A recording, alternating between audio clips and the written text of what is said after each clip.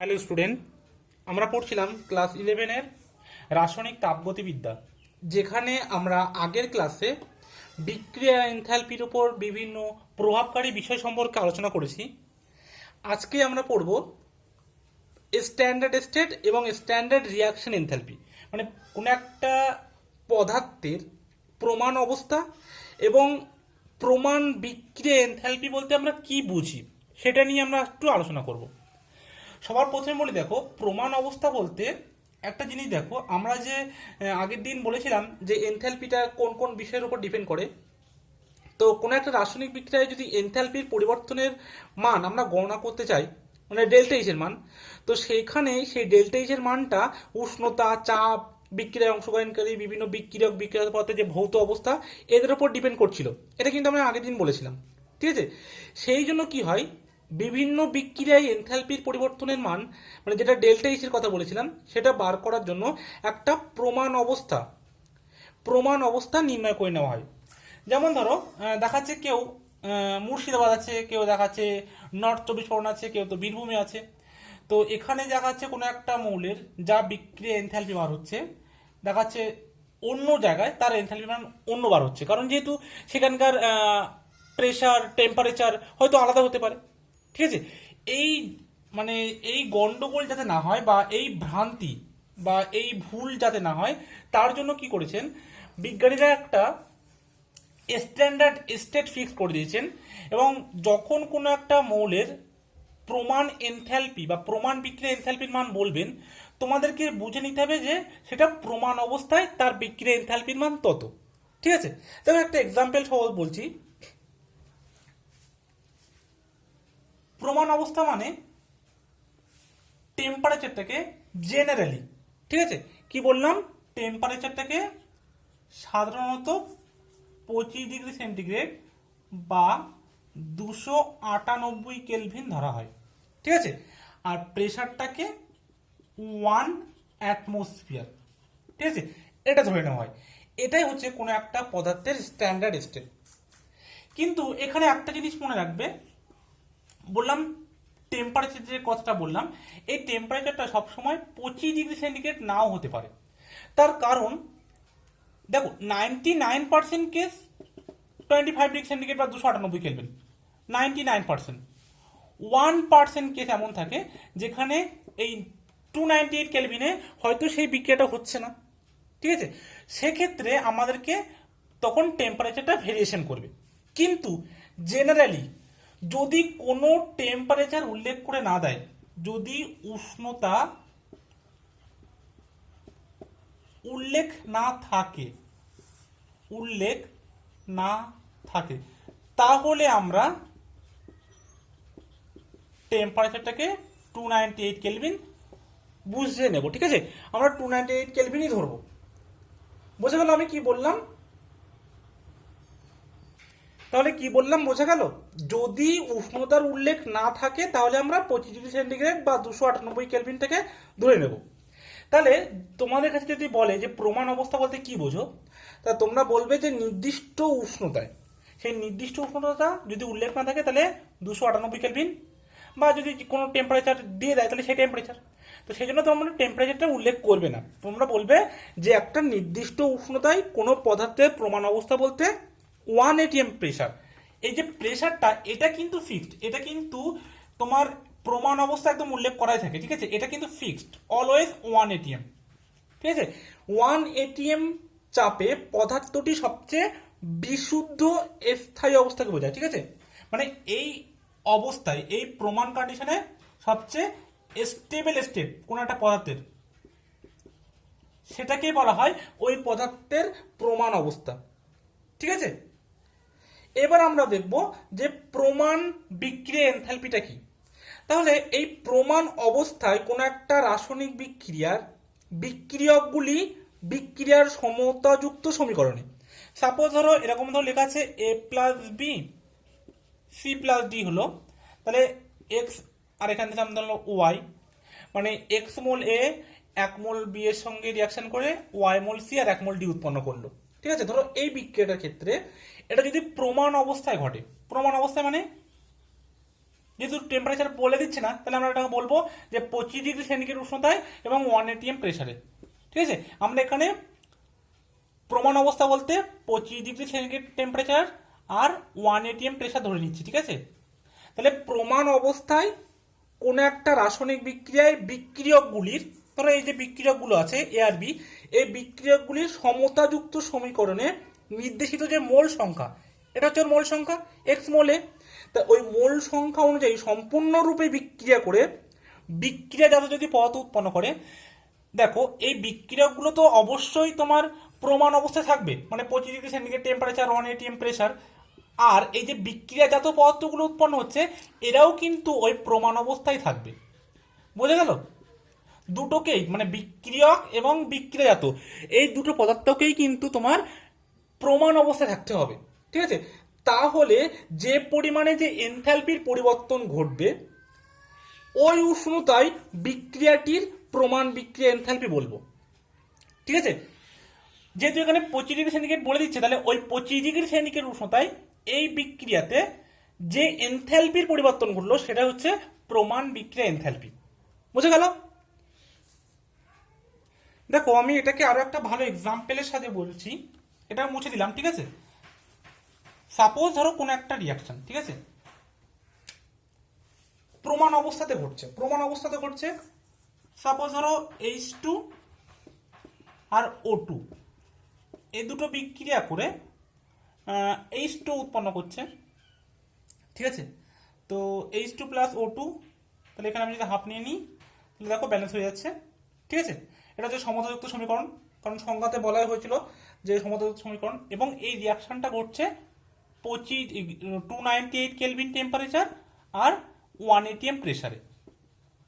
মানে কি, এটা অবশ্যই প্রমাণ অবস্থা, মানে এই যে রিয়াক্ট্যান্ট এটা তো আছে 298 কেলভিন টেম্পারেচার আর 1 atm প্রেসারে, প্লাস যে প্রোডাক্টটা তৈরি হয়েছে H2O সেটাও সাপোজ ধরা যাচ্ছে 298 কেলভিন আর 1 atm প্রেসারে আছে। ঠিক আছে, মানে রিয়াক্ট্যান্ট প্লাস প্রোডাক্ট দুটোই কিন্তু ওই একই টেম্পারেচার এবং একই প্রেসারে থাকতে হবে। ঠিক আছে, এবং এদের যে ডেল্টা এইচ জিরো, আচ্ছা প্রমাণ বিক্রিয়া এনথালপিটাকে ডেল্টা এইচ জিরোর আকারে লেখা হয়। ঠিক আছে, আর যেহেতু প্রমাণ বিক্রিয়া এনথালপিকে কি লেখা হয়, ডেল্টা এইচ নট। ঠিক আছে, এবার যেহেতু টেম্পারেচার সব জায়গায় ফিক্স থাকে না, সেই জন্য টেম্পারেচারটাকেও লেখা হয় কখনো কখনো ডেল্টা এইচ নট টি। ঠিক আছে, যে কোনো একটা লিখতে পারো, যেহেতু এটা টেম্পারেচার কথা বলছে। এবার যদি 298 কেলভিন টেম্পারেচার রিয়াকশনটা হচ্ছে, তো এর ক্ষেত্রে আমাদের যে প্রমাণ বিক্রিয়া এনথালপির মান লিখবো, এটা লিখবো ডেল্টা এইচ নট, যেহেতু 298 কেলভিন টেম্পারেচার হচ্ছে এখানে লিখে দেবো 298 কেলভিন। কত হচ্ছে না, এখানে লিখে নিই মাইনাস 285.8 কিলোজুল। ঠিক আছে, এখানে এই বিক্রিয়ার ক্ষেত্রে বিক্রিয়া এনথালপি হচ্ছে 285.8 কিলোজুল। এটার অর্থটা কি? এটার অর্থটা হচ্ছে দেখো 298 কেলভিন উষ্ণতায় এবং 1 atm চাপে এই যে 1 মোল H2 গ্যাস এবং হাফ মোল O2 গ্যাস সম্পূর্ণ বিক্রিয়া করে যে 1 মোল H2O উৎপন্ন করলে যদি এই রিয়াক্ট্যান্ট এবং প্রোডাক্ট দুটোই প্রমাণ অবস্থায় থাকে, তাহলে এই মাইনাস 285 কিলোজুল মাইনাস 285.8 কিলোজুল এনথালপির পরিবর্তন ঘটবে, বা এত তাপ উৎপন্ন হবে। যেহেতু মাইনাস মানে এতটা তাপ কি হবে, উৎপন্ন হবে। বুঝে গেল? আবার একবার বলছি, দেখো সাপোজ H2O2 রিয়াকশন করে H2 উৎপন্ন হলো, এই বিক্রিয়ার বলছে যে প্রমাণ বিক্রিয়া এনথালপির মান মাইনাস 285.8 কিলোজুল। এইটার মানে কি, বা এটার অর্থ কি? এটার অর্থ হচ্ছে যে 1 মোল হাইড্রোজেন গ্যাস ও হাফ মোল O2 গ্যাস সম্পূর্ণরূপে বিক্রিয়া করে, এবং অবশ্যই প্রমাণ অবস্থায় 298 কেলভিন টেম্পারেচার আর 1 atm প্রেসারে সম্পূর্ণরূপে বিক্রিয়া করে যদি 1 মোল H2 উৎপন্ন করে, এবং সেই 1 মোল H2টাও যদি প্রমাণ অবস্থায় থাকে, মানে 298 কেলভিন টেম্পারেচার আর 1 atm প্রেসারে, তাহলে ওই বিক্রিয়ায় 285 কিলোজুল তাপ উৎপন্ন হবে। বা এই বিক্রিয়ায় এনথালপির পরিবর্তন হচ্ছে -285.8 কিলো জুল। ঠিক আছে, দেখো এখানে আরো একটা কথা তোমাদের একটু বলে দিই, সেটা হচ্ছে প্রমাণ অবস্থায় এই যে প্রমাণ বিক্রিয়া এনথালপি বললাম, তো কিছু মৌলের এই প্রমাণ বিক্রিয়া এনথালপির মানটাকে 0 ধরে নেওয়া হয় এবং এই প্রমাণ বিক্রিয়া এনথালপি এই সমস্ত মৌলদের সাপেক্ষে অন্যান্য যে সমস্ত মৌল বা যৌগ আছে তাদের এনথালপির মানগুলোকে বার করা হয়। ঠিক আছে, কি বললাম যে কিছু কিছু মৌলের প্রমাণ বিক্রিয়া এনথালপির সমান সমান 0 আমরা ধরে নিই। ঠিক আছে, কিছু মৌলে, ঠিক আছে, কিছু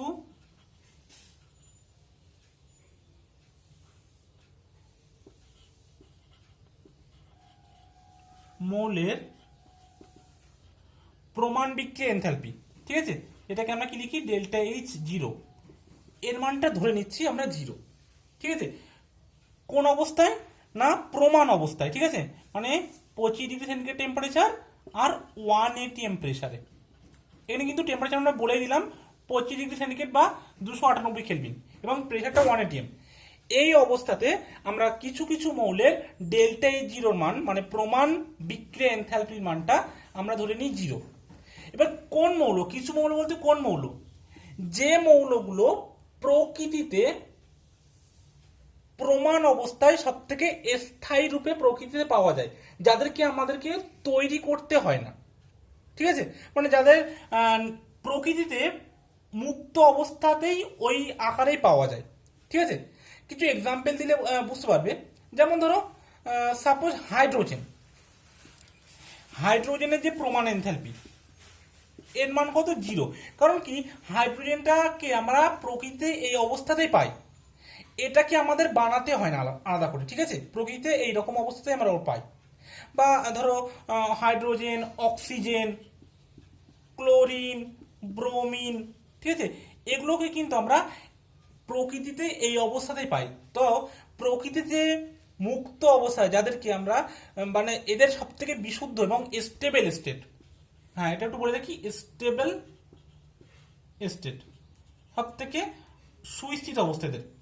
ঠিক আছে, এবং এদের কি হয়, এদেরকে আমাদেরকে বানাতে হয় না, প্রকৃতিতে আমরা এদেরকে এইভাবেই পাই। সেই জন্য এদের প্রমাণ বিক্রিয়া এনথালপির মান আমরা কি ধরবো 0। ঠিক আছে, আচ্ছা আরো আছে নাইট্রোজেন আছে, ঠিক আছে, অক্সিজেন আছে, অক্সিজেন তো ধরে নিয়েছি। আর দেখো আমরা কিছু অ্যালোট্রপস বা বহুরূপতার কথা বলেছিলাম, সেরকম কিছু মৌলের নাম বলছি। যেমন ধরো কার্বন, কার্বনটাই তো বহুরূপতা দেখায়, একটা গ্রাফাইট একটা হীরক। তো কার্বনের যে বহুরূপতা আছে, সাপোজ ধরো এটা গ্রাফাইট আর একটা হচ্ছে কার্বনেরই, এটা সি ফর কার্বন, ঠিক আছে, এটা সি ফর কার্বন, এখানেও ডেল্টা এইচ 0 কার্বন, বাট এটা হচ্ছে তোমার ধরো হীরক ফর্মে আছে। সেক্ষেত্রে এই যে দুটো বহুরূপতার মধ্যে এই গ্রাফাইটটা হচ্ছে ন্যাচারালি পাওয়া যায়, প্রকৃতিতে মুক্ত অবস্থায় পাওয়া যায় গ্রাফাইটটাকে।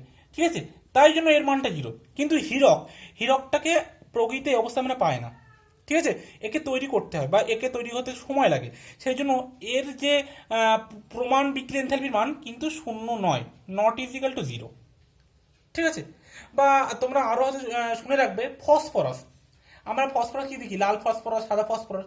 তো সেক্ষেত্রে ফসফরাসের যেটা হোয়াইট ফসফরাস বা সাদা ফসফরাস যেটা, তার মানটা কি 0, ডেল্টা এইচ 0 P4, যেটা সাদা, তার মানটা 0 প্রমাণ অবস্থায়। কিন্তু আর অন্য অন্য যে এর রূপভেদগুলো আছে তার মান কিন্তু 0 নয়। ঠিক আছে, বা তোমরা সালফারের কথা নিশ্চয়ই শুনে রাখবে, যে অর্থরম্বিক আরো যে সমস্ত আছে, মানে তাদের প্রমাণ এনথালপির মান 0 নয়, শুধুমাত্র সালফারের যে রম্বিক সালফার আছে, ঠিক আছে, তার মানটা ডেল্টা এইচ 0 S8, সালফারের সঙ্গে চিহ্ন, কোনটা না রম্বিক সালফার, ঠিক আছে, অর্থরম্বিক যেটাকে বলা হয় বা রম্বিক সালফার, তার মানটা কিন্তু 0। বাকি এর যে বহুরূপতা আছে তাদের কিন্তু 0 নয়। ঠিক আছে, এগুলো একটু মনে রাখবে। এবং এগুলো কখন ঘটবে, সবগুলো কিন্তু প্রমাণ অবস্থায় 25 ডিগ্রি সেন্টিগ্রেড টেম্পারেচার আর 1 atm প্রেসারে, এদের মান কিন্তু 0। ঠিক আছে, এইটা একটু মনে রাখবে। আর একটা জিনিস মনে রাখবে যে সমস্ত অ্যালট্রপসের মান কিন্তু 0 হয় না, ঠিক আছে? শুধুমাত্র সেই সমস্ত অ্যালট্রপগুলোর মান 0 হবে যেগুলোকে প্রকৃতিতে মুক্ত অবস্থায় পাওয়া যায়, যাদেরকে বানাতে হয় না সেইগুলোর। তার মধ্যে এই চারটে একটু মনে রাখবে: কার্বনের গ্রাফাইট, আর সালফারের রম্বিক সালফার, আর ফসফরাসের সাদা ফসফরাস, ঠিক আছে? এই জিনিসটা মনে রাখবে, রম্বিক সালফার আর গ্রাফাইট আর সাদা ফসফরাস, ঠিক আছে? এদের ক্ষেত্রে প্রমাণ বিক্রিয়ার এনথালপি মানটা 0 হয়, ঠিক আছে? আচ্ছা, আর দুটো একটু মনে রাখবে এখানে এই সিরিজের মধ্যে, সলিড সোডিয়াম আর solid iodine, iodine solid, sodium solid, এদের মানগুলো 0 হয়, ঠিক আছে? ব্রোমিনটা তো তোমরা সবাই জানো, ব্রোমিনটা লিকুইড হয়, ব্রোমিনটা, ঠিক আছে? আর ক্লোরিন তো গ্যাস হয়, এটা সবাই জানা আছে, chlorine gas, oxygen gas, hydrogen gas, ঠিক আছে? হাইড্রোজেনটাও কিন্তু গ্যাস, এটা মনে রাখবে কোন ফর্মে: hydrogen gas, oxygen gas, chlorine gas, ব্রোমিনটা লিকুইড, নাইট্রোজেনটাও কিন্তু গ্যাস, ঠিক আছে? Nitrogen gas, sodium solid, iodine solid, ব্রোমিনটা লিকুইড। এগুলো একটু মনে রাখবে যে কোন কোনগুলো 0। এইগুলো এই জন্য বলছি মনে রাখতে হবে, যখন আমরা ম্যাথস করব বা কোনো প্রবলেম সলভ করব, তখন আমরা যেখানে যেখানে দেখবো যে এই ফর্মগুলো আছে, O2 গ্যাস ফর্মে আছে, Cl2 গ্যাস ফর্মে আছে, Br2 লিকুইড ফর্মে আছে, সেই মানগুলো আমরা 0 বসিয়ে দেবো, ঠিক আছে? এগুলো ম্যাথসের কাজে লাগবে, ঠিক আছে? এটা এই পর্যন্ত থাকলো। এইবার আমরা একটা নিউ টপিকে যাচ্ছি, সেটা হচ্ছে গঠন এনথালপি, ঠিক আছে? বিভিন্ন যৌগের গঠন এনথালপি বা গঠন তাপ। তাহলে এটা মুছে দিলাম, সবাই হেডিং দাও, যৌগের গঠন তাপ বা গঠন এনথালপি। দেখো সবাই হেডিং দাও, যৌগের গঠন এনথালপি, ঠিক আছে? এই যে যৌগের গঠন এনথালপি, গঠন তাপ এনথালপি হচ্ছে যে কখন মানে কোন একটা, যখন আমরা 1 মোল পরিমাণ কোন একটা যৌগ তৈরি করব, তার গঠনকারী স্থায়ী মৌল থেকে, ঠিক আছে, তখন যে এনথালপির পরিবর্তনটা হবে সেটা হচ্ছে ওই যৌগের গঠন তাপ এনথালপি, ঠিক আছে? কি বললাম? যখন কোন একটা যৌগের একটা নির্দিষ্ট চাপ ও উষ্ণতায় 1 মোল, এই জিনিসটা মনে রাখবে, 1 মোল, 1 মোল পরিমাণ কোন একটা যৌগ তৈরি করব। কি থেকে তৈরি করব না, ওই যৌগ গঠনকারী স্থায়ী মৌল, ঠিক আছে? এই যৌগটা যে স্থায়ী মৌল থেকে তৈরি হচ্ছে এবং সেটা সরাসরি তৈরি হবে, তখন এনথালপির যে পরিবর্তন ঘটবে তাকে ওই চাপ আর ওই যে একটা নির্দিষ্ট উষ্ণতা যেটা ফিক্স ছিল, ঠিক আছে, ওই চাপ আর ওই উষ্ণতায় যৌগটার গঠন তাপ এনথালপি বলে, ঠিক আছে? তো আমরা যদি সংজ্ঞা হিসেবে বলতে চাই তাহলে বলবে যে একটি নির্দিষ্ট চাপ ও উষ্ণতায় 1 মোল পরিমাণ কোনো একটা যৌগ তার গঠনকারী স্থায়ী মৌলগুলি থেকে সরাসরি গঠিত হলে এনথালপির যে পরিবর্তন ঘটবে তাকে ওই চাপ ও নির্দিষ্ট উষ্ণতায় যৌগটির গঠন তাপ এনথালপি বলে, ঠিক আছে? আমি একটা ইকুয়েশনের সাথে সহজে বলছি, দেখো সাপোজ ধরো আমরা H2O তৈরি করব, ঠিক আছে? H2O গ্যাস ধরো বা H2 লিকুইড যাই হবে, এটা তৈরি করতে গেলে আমাকে কি লাগবে? এই যৌগ গঠনকারী স্থায়ী মৌল। স্থায়ী মৌল কি? হাইড্রোজেন আর অক্সিজেন। তো নিলাম হাইড্রোজেন আর অক্সিজেন, ঠিক আছে? এবারে হাইড্রোজেন আর অক্সিজেন ব্যালেন্স করতে হবে আমাকে। দেখো এখানে দুটো হাইড্রোজেন আছে, এখানে দুটো হাইড্রোজেন, এখানে অক্সিজেন দুটো, এখানে একটা। তাহলে আমাকে হতে পারে আমি এখানে এরকম ব্যালেন্স করতে পারি, H2 প্লাস 2O2, না H2 প্লাস O2 থেকে H2O। তাহলে এখানে যদি দুটো অক্সিজেন আমি যদি এখানে 2 দিই তাহলে হচ্ছে 2H2O। দেখো এবার ব্যালেন্স হয়ে গেছে, 4টে হাইড্রোজেন, 4টে হাইড্রোজেন, দুটো অক্সিজেন, দুটো অক্সিজেন, ঠিক আছে? আর এখানে আর এক ফর্মে ব্যালেন্স করতে পারি, যদি আমি এখানে হাফ দিয়ে দিই, দুটো হাইড্রোজেন, দুটো হাইড্রোজেন, একটা অক্সিজেন, একটা অক্সিজেন। তাহলে দেখো আমাকে যৌগের গঠন তাপ এনথালপিতে বলেছে যে আমাকে কতটা পরিমাণ যৌগ তৈরি করতে হবে, 1 মোল পরিমাণ যৌগ। 1 মোল পরিমাণ যৌগ তৈরি করতে গেলে তার কনস্টিটিউট এলিমেন্ট দিয়ে, ঠিক আছে, এই যে হাইড্রোজেন আর অক্সিজেন, এদেরকে বলা হয় ওর কনস্টিটিউট এলিমেন্ট, ঠিক আছে, বা যৌগ গঠনকারী স্থায়ী মৌল। এই মৌলগুলি থেকে 1 মোল পরিমাণ যৌগ তৈরি করতে হবে। তাহলে যে পরিমাণে এনথালপির পরিবর্তন বলতে যতটা পরিমাণে হিট রিলিজ হচ্ছে বা যতটা পরিমাণে হিট অ্যাবজর্ব হচ্ছে, ঠিক আছে, মানে এনথালপিতে হিট রিলিজ বা অ্যাবজর্ব যে কোনো একটা হতে পারে, ঠিক আছে, গঠন তাপ এনথ্যালপি। তো সেটা হচ্ছে ওই যৌগের গঠন তাপ এনথ্যালপি। এবার এখানে দেখো যে যৌগটা তৈরি হয়েছে সেটা হচ্ছে 2 মোল, কিন্তু এখানে যেটা তৈরি হয়েছে সেটা কিছু নেই, মানে 1 মোল। তাহলে এটা হচ্ছে এনথ্যালপির গঠন তাপ এনথ্যালপিকে প্রকাশ করছে, কিন্তু এটা প্রকাশ করছে না, কারণ যেহেতু এখানে 2 মোল তৈরি হয়েছে, ঠিক আছে, সেজন্য এটা কিন্তু যৌগের গঠন তাপ এনথ্যালপি সমীকরণ নয়। যৌগের গঠন তাপ এনথ্যালপি সমীকরণ হতে গেলে যে যৌগটা তৈরি করতে হবে সেটা অবশ্যই 1 মোল হতে হবে, এটা মনে রাখবে, ঠিক আছে। এবারে দেখো এই যৌগের এই যে যৌগটা তৈরি হলো বা এই যে সমীকরণটা আছে, এই রিয়াকশনের এনথ্যালপির মান কত, এটাকে আমরা এনথ্যালপি অফ রিয়াকশন লিখতে পারি, enthalpy of reaction delta H R লিখতে পারি। তাহলে এই যৌগের এনথ্যালপি অফ রিয়াকশন, আচ্ছা তার আগে বলে দিই, এই যে গঠন তাপ এনথ্যালপিটাকে আমরা প্রকাশ করব ডেল্টা এইচ এফ। এই যে সাবস্ক্রিপ্ট এফ লেখা আছে এটা হচ্ছে গঠন, এফ মানে ফরমেশন যেটাকে বলি আমরা, ঠিক আছে, ডেল্টা এইচ এফ বা এনথ্যালপি অফ ফরমেশন, ঠিক আছে, এনথ্যালপি অফ ফরমেশন। তাহলে এই রিয়াকশনের এনথ্যালপিটা কি হবে না, এই জল তৈরি করতে enthalpy of formation of water, এই H2 তৈরি করতে যে পরিমাণ এনথ্যালপি চেঞ্জ হয়েছে, ঠিক আছে।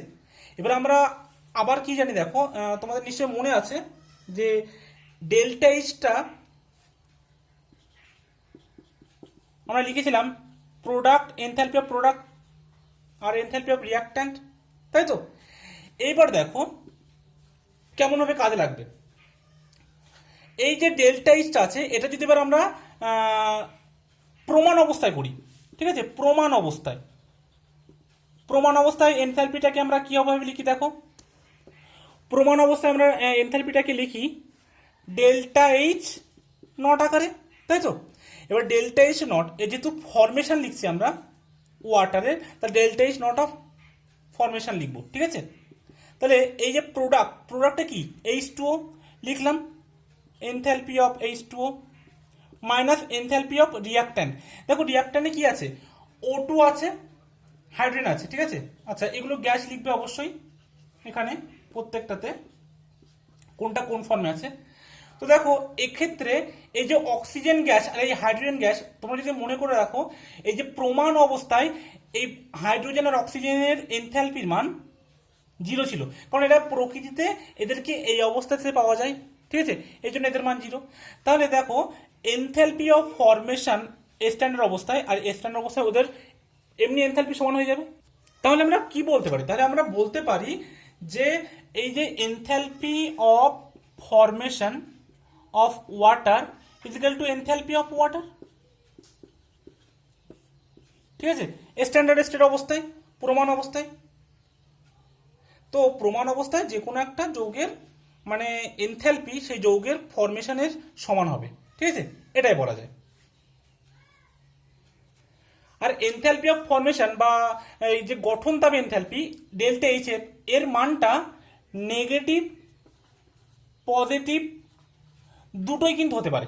তার কারণ কি, তার কারণ দেখো যদি হিট রিলিজ করে তাহলে নেগেটিভ হবে, যদি হিট অ্যাবজর্ব করে তাহলে কিন্তু পজিটিভ হবে, এটাও কিন্তু মনে রাখবে, ঠিক আছে। এটা তো সবাই নিশ্চয় জানো যে হিট রিলিজ হলে নেগেটিভ হয় আর হিট অ্যাবজর্ব হলে পজিটিভ হয়, ঠিক আছে। তো গঠন তাপ এনথ্যালপির মান পজিটিভ এবং নেগেটিভ দুটোই কিন্তু হতে পারে। আর এদের ইউনিটটা তাহলে কি হবে দেখো, যেহেতু এদের ইউনিটটা হবে এনথ্যালপি একক কি হয় কিলোজুল, যেহেতু এখানে প্রত্যেকটা ক্ষেত্রে 1 মোলের ক্ষেত্রে হয় তাই জন্য এদের ইউনিট হবে কিলোজুল পার মোল, ঠিক আছে, এটা বলা ছিল। এবার দেখো আমরা একটা পড়বো সেটা হচ্ছে দহন তাপ, এটা আমরা পড়লাম গঠন তাপ বা গঠন তাপ এনথ্যালপি, এবার আমরা পড়বো দহন তাপ বা দহন এনথ্যালপি, ঠিক আছে। তাহলে এগুলো কিন্তু মুছে দিলাম, তোমরা সবাই হেডিং দাও দহন তাপ বা দহন এনথ্যালপি, এনথ্যালপি অফ কম্বাসন। এটা বললাম আমরা এনথ্যালপি অফ ফরমেশন, ঠিক আছে, গঠন তাপ বা গঠন এনথ্যালপি। এবার আমরা পড়বো দহন তাপ বা দহন এনথ্যালপি, এনথ্যালপি অফ কম্বাসন। আচ্ছা দহন তাপ বা দহন এনথ্যালপি বলার আগে আমরা একটু গঠন তাপ সম্পর্কে একটা জিনিস বলতে ভুলে গেছি, ঠিক আছে। গঠন এনথ্যালপি সম্পর্কে একটা জিনিস একটু বলে দিই। দেখো গঠন এনথ্যালপিতে যদি কোনো এমন একটা রিয়াকশন থাকে যে এক্স প্লাস ওয়াই থেকে 2z তৈরি হচ্ছে এবং তার একটা এনথ্যালপি ধরো সাপোজ দেওয়া আছে, সাপোজ যা হোক দেওয়া আছে, ধরো এ দেওয়া আছে এনথ্যালপি, ঠিক আছে। কিন্তু যেহেতু গঠন এনথ্যালপিটা শুধুমাত্র 1 মোলের ক্ষেত্রে প্রযোজ্য এবং এনথ্যালপি একটা কি, এনথ্যালপিটা কি এক্সটেন্সিভ প্রপার্টি, পরিমাণগত ধর্ম, সবার নিশ্চয় মনে আছে এক্সটেন্সিভ প্রপার্টি। তো সেক্ষেত্রে আমাদের যদি বলা হয় গঠন তাপ এনথ্যালপির মান বার করতে, তাহলে আমরা ডেল্টা এইচ এফ এর মানটা কিভাবে লিখবো, এখানে যেহেতু 2 মোলের জন্য দেওয়া আছে আমাদেরকে ওটার অর্ধেক করে নিতে হবে। তাহলে ডেল্টা এইচ এর মান যেটা দেওয়া ছিল তার অর্ধেক হয়ে যাবে ডেল্টা এইচ এফ এর মান, বুঝে গেল। যদি 2 মোল দেওয়া থাকে তার অর্ধেক হবে, যদি মানে যা থাকবে তার অর্ধেক দিতে হবে, ঠিক আছে। যেহেতু 1 মোলের জন্য এখানে দেওয়া আছে কত মোল, 2 মোল, আর আমরা গঠন এনথালপি সংজ্ঞায় পড়েছি যে 1 মোল যৌগ তৈরি করতে, সেই জন্য এর অর্ধেক হয়ে যাবে, ঠিক আছে। এটা একটা বলার কথা ছিল। আর একটা বলার কথা ছিল যে প্রমাণ গঠন এনথালপি থেকে প্রমাণ বিক্রিয়া এনথালপি কিভাবে নির্ণয় করব, এই একটা পার্ট ছিল, ঠিক আছে। ওটা একটু বলে দিই কি বললাম, প্রমাণ গঠন এনথালপি থেকে প্রমাণ গঠন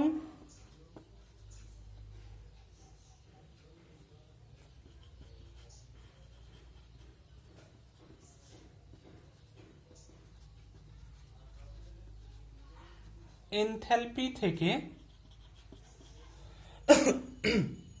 প্রমাণ বিক্রিয়া এনথ্যালপি নির্ণয়, প্রমাণ বিক্রিয়া এনথ্যালপি কিভাবে আমরা নির্ণয় করব, ঠিক আছে। সেক্ষেত্রে ধরো আপনার একটা রিয়াকশন দেওয়া আছে এক্স প্লাস 2y থেকে 3z প্লাস পি, সাপোজ এরকম একটা লেখা আছে। সেক্ষেত্রে আমরা ডেল্টা এইচ প্রমাণ বিক্রিয়া এনথ্যালপিটা কিভাবে নির্ণয় করব, ডেল্টা এইচ নট, ঠিক আছে। প্রমাণ বিক্রিয়া এনথ্যালপি কিভাবে নির্ণয় করব, প্রমাণ বিক্রিয়া এনথ্যালপি লেখা হয় delta H naught is equal to H P minus H R, তাই তো। এবার এই এইচ পি, এই যে মানে এনথ্যালপি অফ প্রোডাক্ট, এই এনথ্যালপি, আচ্ছা এখানে পি না লিখে আমি তাহলে লিখে দিই সাপোজ ধরো কিউ, আচ্ছা কিউটাও না, ধরো এই লিখে দিই। এবার দেখো তাহলে এই যে প্রোডাক্টের এনথ্যালপিটা কি হবে, যেহেতু এটা পরিমাণের উপর ডিপেন্ড করে, তাহলে এখানে যেহেতু 3 মোল দিয়েছে প্রোডাক্টের, তো আমরা লিখবো 3 into delta H F of Z. দেখো এনথ্যালপি অফ ফরমেশনের মান দেওয়া থাকবে স্ট্যান্ডার্ড অবস্থায়, আচ্ছা প্রত্যেকটা স্ট্যান্ডার্ড অবস্থায়, ঠিক আছে, প্রমাণ অবস্থায়, প্রমাণ। তো দেখো সেক্ষেত্রে ডেল্টা এইচ এফ জেড এর মান যেহেতু 3 মোল আছে, তাহলে 3 দিয়ে গুণ করবো আমরা, ঠিক আছে। প্লাস এ আছে 1 মোল, সেক্ষেত্রে আমরা জাস্ট 1 মোলের জন্য যেমন লিখতে হয় delta H 0 F of A minus, এবার রিয়াক্ট্যান্ট এক্স আছে 1 মোল, তাহলে আমরা এটা লিখে দেবো delta H not F of X plus 2 into delta H not F of Y, বোঝা গেল। তাহলে কিভাবে বার করতে হবে, এইভাবে কিন্তু প্রমাণ দেখাচ্ছে। এইগুলো হচ্ছে তোমার প্রমাণ গঠন এনথ্যালপি মান দেওয়া আছে, যে delta H F not Z এর মান দেওয়া আছে, ডেল্টা এইচ এফ নট এর মান দেওয়া আছে, delta H F not X এর মান দেওয়া আছে এবং delta H F not Y এর মান দেওয়া আছে।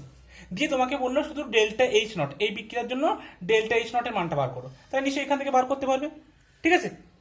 এটা জাস্ট একটা ফর্মুলা।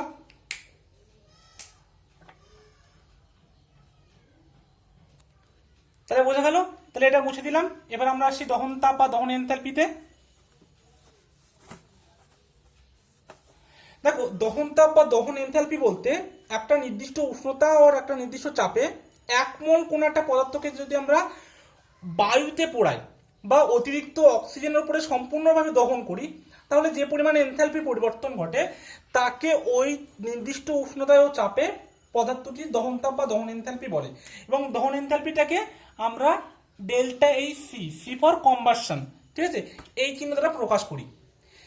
এবং ডেল্টা এইচ এর মানটা অলওয়েজ লেস দ্যান 0 হবে, ঠিক আছে। এটা কেন, দেখো আমরা delta H F enthalpy of formation বা গঠন তাপ এনথালপি যেটা পড়েছিলাম সেটার মান নেগেটিভও হতে পারে আবার পজিটিভও হতে পারে, কিন্তু ডেল্টা এইচ সি এর মানটা আমরা বলছি অলওয়েজ নেগেটিভ হবে। নেগেটিভ মানে লেস দ্যান জিরো। কারণ কি, আমরা যখন কোনো একটা পদার্থকে একটা নির্দিষ্ট উষ্ণতা ও চাপে আমরা তাকে দহন করব অতিরিক্ত অক্সিজেন বা বায়ুর উপস্থিতিতে, সেখান থেকে কিন্তু সবসময় তাপ নির্গত হবে, এটা মনে রাখবে। কিন্তু কোনো একটা পদার্থকে যদি আমরা গঠিত করি সবসময় যে তাপ তাকে নির্গত হবে এরকম না, সেখানে তাপ দিতেও হতে পারে, মানে সেটা হিট অ্যাবজর্ব করতে পারে। কিন্তু দহন তাপ বা দহন এনথালপির ক্ষেত্রে অলওয়েজ হিট রিলিজড, ঠিক আছে। মানে সাধারণত কি হয়, পদার্থের দহন তাপে তাপ উৎপন্ন হয়, এই জন্য দহন তাপ এনথালপির মান সর্বদাই কিন্তু ঋণাত্মক হবে, ঠিক আছে। এটা একটু মনে রাখবে। এবং কি করতে হবে, এখানেও কিন্তু 1 মোল পদার্থকে আমরা জ্বালাবো, ঠিক আছে, দহন করব। কি বললাম তাহলে, যখন আমরা 1 মোল কোনো একটা যৌগকে দহন করব মানে বায়ুর উপস্থিতিতে, অতিরিক্ত বায়ুর উপস্থিতিতে, তখন যে পরিমাণে তাপ নির্গত হবে, আগের বলছিলাম তাপ শোষিত হতে পারে বা নির্গত হতে পারে, এবার শুধু বলতে হবে তাপ নির্গত হবে, ঠিক আছে। তাহলে যে পরিমাণ তাপ নির্গত হচ্ছে সেটা হচ্ছে ওর দহন তাপ বা দহন এনথালপি, ঠিক আছে। মানে সাপোজ ধরো একটা এক্সাম্পল আমি দিয়ে দিই। সাপোজ ধরো আমরা যদি মিথেনকে দহন করি, ঠিক আছে, মিথেনকে অতিরিক্ত অক্সিজেনে যদি আমরা দহন করি তাহলে আমরা কি পাবো, কার্বন ডাইঅক্সাইড আর জল পাবো, তাই তো। এবং এখানে দেখাচ্ছে দেওয়া আছে ডেল্টা এইচ এর মানটা -800 সাপোজ, ঠিক আছে, -800 কিলো জুল দেওয়া আছে, বা 890 নিলাম, 890 কিলো জুল। তাহলে এর অর্থ কি বোঝাচ্ছে, তাহলে এই যে ডেল্টা এইচ এর মান -890 কিলো জুল বলতে কি বোঝাচ্ছে, যে একটা নির্দিষ্ট উষ্ণতায় চাপে 1 মোল মিথেনকে অতিরিক্ত অক্সিজেনের উপস্থিতিতে দহন করলে 890 কিলো জুল তাপ উৎপন্ন হবে, ঠিক আছে।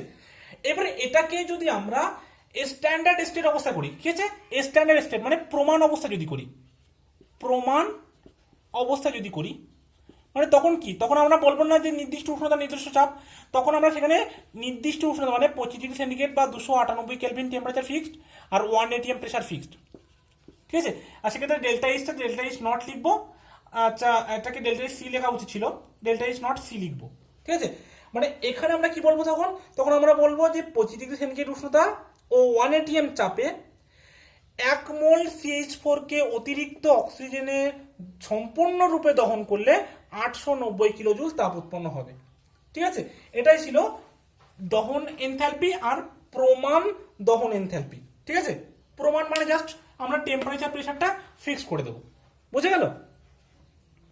আর এখানেও যেহেতু আমাদেরকে বলছে যে 1 মোল পরিমাণ কোনো পদার্থকে সম্পূর্ণরূপে দহন করতে হবে, তাহলে এর ইউনিটটাও কিন্তু সেমই হবে, ঠিক আছে, কিলো জুল পার মোল বা কিলো ক্যালোরি পার মোল যেটা দেবে, ঠিক আছে, এটা হবে মানে পার মোলে।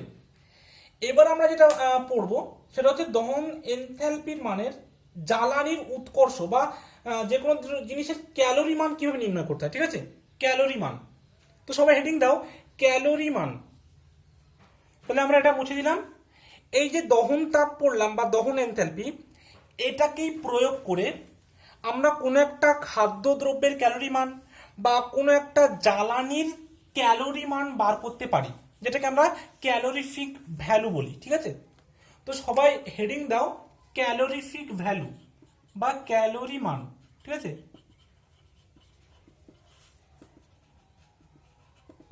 কোনো একটা জিনিসের ক্যালোরি মান নির্ণয়, ঠিক আছে।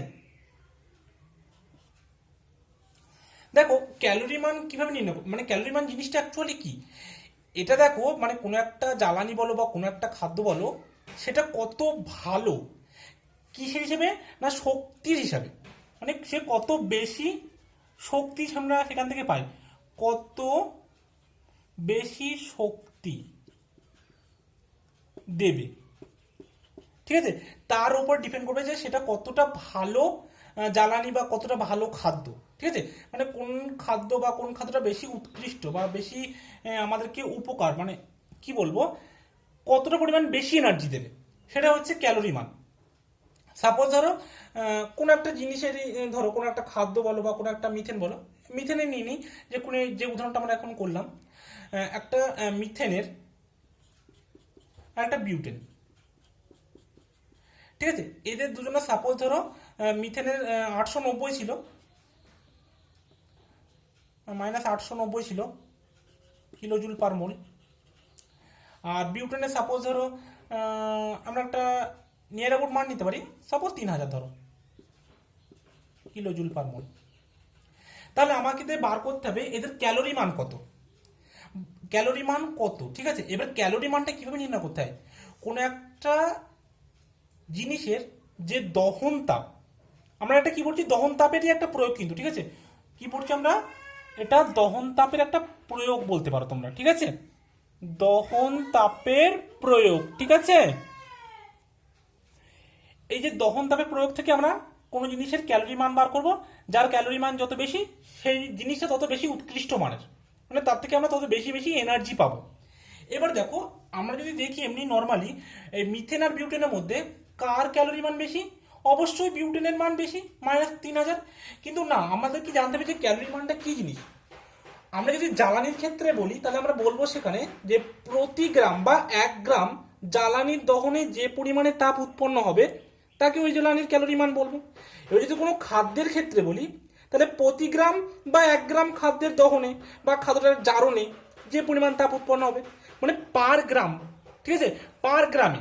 তো দেখো এটা কি হলো, কিলোজুল পার মোল। মানে এখানে দেখো আমরা যদি মিথেনের ক্ষেত্রে দেখি, মিথেনের ক্ষেত্রে তাহলে 1 মোল মিথেন থেকে আমরা পাচ্ছি 890। ঠিক আছে, 890। আচ্ছা, এটাকে আমরা একটু 900 ধরে নিই। ঠিক আছে, এটা তাহলে আমাদের একটু ক্যালকুলেশনে সুবিধা হবে। তারপর ধরো 900, তাহলে 1 মোল মিথেন থেকে ধরো 900 কিলোজুল হিট নির্গত হচ্ছে। এবারে 1 মোল মিথেন মানে কত, 1 মোল মিথেন মানে কত গ্রাম, 1 মোল মিথেন মানে কার্বনের মোলার মাস কত, 12, আর 4টে হাইড্রোজেনের 4 মানে 16। তাহলে 16 গ্রাম মিথেন থেকে আমরা পাচ্ছি ধরো -900 কিলোজুল হিট। ঠিক আছে, তাহলে 1 গ্রাম থেকে আমরা কত পাবো, 1 গ্রাম মিথেন থেকে পাচ্ছি আমরা -900/16 কিলোজুল। তার মানে এখানে অ্যান্সারটা আসবে -56.25 কিলোজুল। ঠিক আছে, তাহলে দেখো যে কোনো জিনিসের যদি আমাদের অ্যাকচুয়ালি এটা কি, এটা তো হিট অফ কম্বাসন বা দহন তাপ। এই যে 900 কিলোজুল পার মোল দিচ্ছে, এটা কিসের মান, দহন তাপের মান। তাহলে মিথেনের দহন তাপের মান -900 কিলোজুল পার মোল। তাহলে এই দহন তাপকে আমরা যদি সেই জিনিসের মোলার মাস, যেমন মিথেনের মোলার মাস কত, 16, তাদেরকে মোলার মাস দিয়ে ভাগ করি, তাহলে আমরা তার ক্যালোরিফিক ভ্যালু পেয়ে যাব বা দহন ক্যালোরি মান পেয়ে যাব। তাহলে মিথেনের দহন তাপের ক্যালোরি মান কত, -56.25। ঠিক আছে, যে কোনো জিনিসের দহন তাপকে তার মোলার মাস দিয়ে ভাগ করলে আমরা তার ক্যালোরি মান পাবো। ঠিক আছে, ক্যালোরি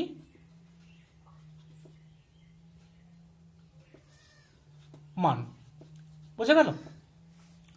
এবার দেখো তাহলে এটা গেল মিথেনের ক্ষেত্রে। তাহলে বিউটেনের ক্ষেত্রে কত, তাহলে 1 মোল বিউটেন C4H10 সেখান থেকে আমরা পাচ্ছি -3000 কিলোজুল।